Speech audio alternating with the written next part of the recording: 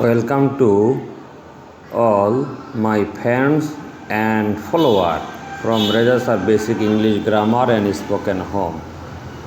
আজকে আমরা মানব দেহের বিভিন্ন অংশের নাম একটি ছবির মাধ্যমে পিকচারের মাধ্যমে জানব।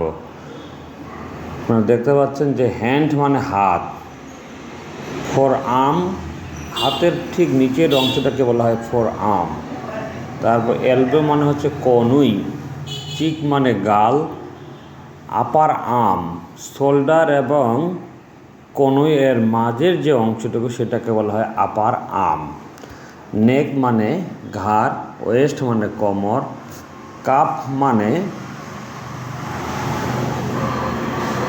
নি মানে হাঁটু বা জানু, ফুট মানে পায়ের তলা, টো মানে পায়ের বুড়ো আঙ্গুল। এখন ডান পাশে যে ওয়ার্ডগুলো রয়েছে, ফিঙ্গার মানে আঙ্গুল, হাতের আঙ্গুল, রিস্ট মানে কবজি, হেড মানে মাথা, আই মানে চোখ, নোজ মানে নাক, মাউথ মানে মুখ, চিন মানে থুতনি, ব্রেস্ট মানে বুক, বেলি মানে পেট, হিপ মানে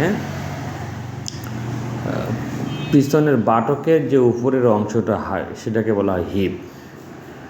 তারপরে থাই মানে উরু, হিল মানে পায়ের গোড়ালি, অ্যাঙ্কল মানেও পায়ের গোড়ালি। অ্যাঙ্কলের নিচের অংশটাকে বলা হয় পায়ের গোড়ালি।